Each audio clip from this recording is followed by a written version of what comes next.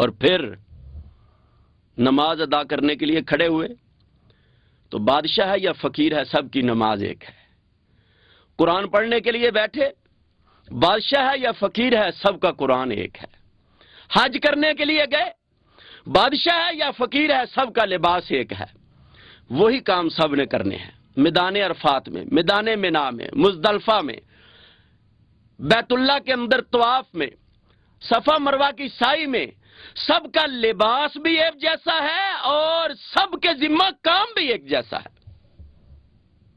اسلام نے اسی اکائی کو سامنے رکھتے ہوئے انسانوں کی ایک ایسی جماعت بنانے کی کوشش کی ہے کہ جس میں سب انسان برابر یکساں ہوں۔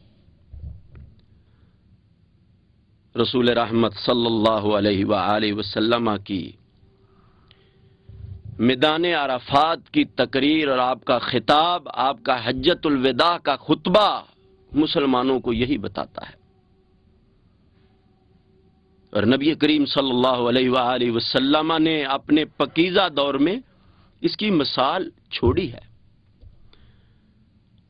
عہد نبی صلی اللہ علیہ وآلہ وسلم میں قریش کے قبیلہ بنو مخزوم کی فاطمہ نامی عورت نے چوری کر لی۔ نبی کریم محمد رسول اللہ صلی اللہ علیہ وآلہ وسلم کے پاس کیس آیا۔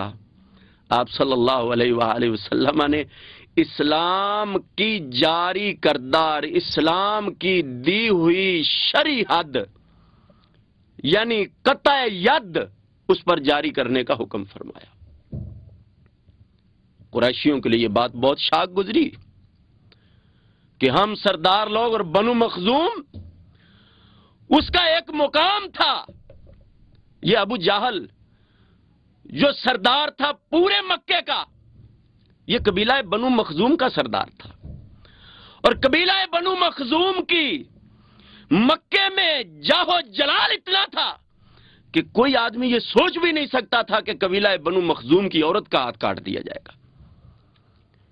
قریش کے تمام خاندانوں کے بڑے بڑے سردار اکٹھے ہوئے، بنو مخزوم والے، عبد مناف والے، لوئی والے، جتنے بھی قبائل تھے، سب کے سردار اکٹھے ہوئے اور بیٹھ کر آپس میں مشاورت کی کہ اگر آج بنو مخزوم کی عورت کا ہاتھ کٹ گیا تو کل مکے کا کوئی رئیس اور کوئی سردار اسلام کی کسی حد سے نہیں بچ سکے گا، لہذا آج وقت ہے اس کو اسی جگہ روکو کہ یہ قوانین کمیوں کے لیے ہوتے ہیں، سرداروں اور چودھریوں کے لیے نہیں ہوتے۔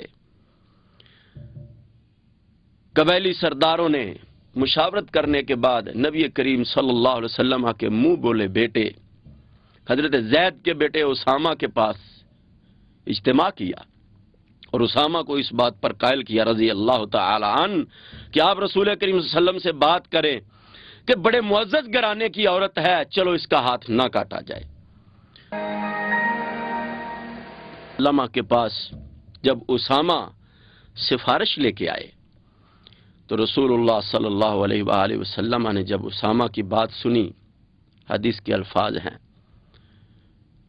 تغیر وجہ رسول اللہ صلی اللہ علیہ وسلم، اور ایک حدیث میں آتا ہے احمر وجہ رسول اللہ صلی اللہ علیہ وسلم، نبی کریم صلی اللہ علیہ وسلم کا چہرہ سرخ ہو گیا اور آپ صلی اللہ علیہ وآلہ وسلم نے فرمایا انما ضل من کان قبلکم، اے اسامہ جو تم سے پہلے قومیں اور امتیں ہو گزری ہیں ان کی گمراہی کا سبب یہی تھا کہ جو لوگ ان میں سے اذا سرق الشریف ترکوہ واذا سرق الضعیف منہم اقاموا علیہ الحد، کہ جب ان میں سے کوئی قبیلے والا کوئی معزز آدمی چوری کرتا تو اس کو چھوڑ دیتے، اور جب وہ کمزور کرتا اس پر حد لاگو کر دیتے۔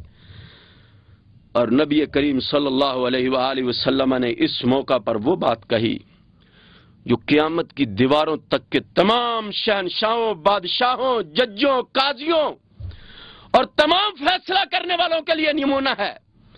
آپ صلی اللہ علیہ وآلہ وسلم نے فرمایا اے اسامہ یہ تو فاطمہ ہے بنو مخزوم قبیلے کی، وَأَيْمُ اللَّهِ لَوْ أَنَّ فَاطِمَةَ بِنْتُ مُحَمَّدٍ سَرَقَتْ لَقَطَعْتُ يَدَهَا، اللہ کی قسم اگر محمد کی بیٹی فاطمہ چوری کرتی تو میں محمد اس کا بھی ہاتھ کاٹ دیتا۔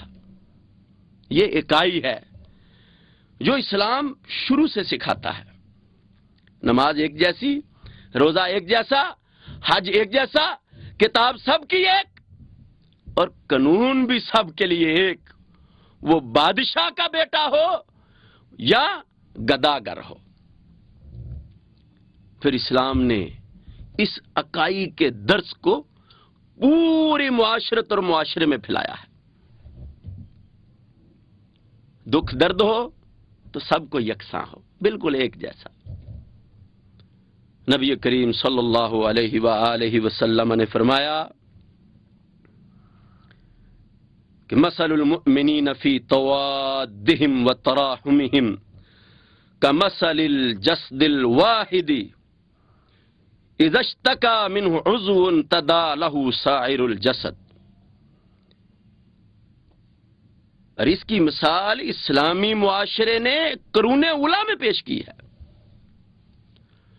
حضرت عمر بن خطاب رضی اللہ تعالی عنہ جو خلیفہ ثانی تھے مسلمانوں کے، ان کے غلام اسلم بیان کرتے ہیں کہ عمر بن خطاب رضی اللہ تعالی عنہ کا طریقہ تھا، آپ رات کو مدینہ کی گلیوں میں ہی صرف گشت نہ فرماتے بلکہ پیادہ آپ مدینے کی شہری آبادی سے باہر نکل کر جو لوگ جھونپڑیوں میں اور خیموں میں رہتے تھے آپ ان کی خبر گیری کے لیے وہاں تک پہنچتے۔ اسلم بیان کرتے ہیں ایک دن میں اور امیر المومنین ہم اسی طرح رات کو گشت کر رہے تھے، گشت کرتے کرتے ہم مدینہ سے باہر نکل گئے، باہر کچی آبادی کی طرف نکل گئے۔ ایک گھر کے اندر سے بچوں کے رونے کی آواز آ رہی تھی۔ عمر نے دروازہ کھٹکھٹایا، ایک عورت باہر آئی، پوچھا بی بی کیا بات ہے؟ امیر المومنین نے دروازہ کھٹکھٹایا، اندر سے عورت باہر آئی، آپ نے پوچھا کیا بات ہے؟ رات کے اس پہر میں بچے کیوں رو رہے ہیں؟ کہنے لگی گھر میں کھانے کو کچھ نہیں، بچے روئیں گے نہیں تو اور کیا ہوگا؟ کہا کیا تم نے خلیفہ وقت کو اس بات سے آگاہ کیا ہے کہ ہمارے گھر میں خوراک نہیں؟ وہ عورت کہنے لگی عمر خلیفہ بن کے مدینے کی کرسی پر کیوں بیٹھا ہوا ہے اگر اسے اس بات کا بھی علم نہیں کہ کس گھر میں خوراک ہے اور کس گھر میں نہیں؟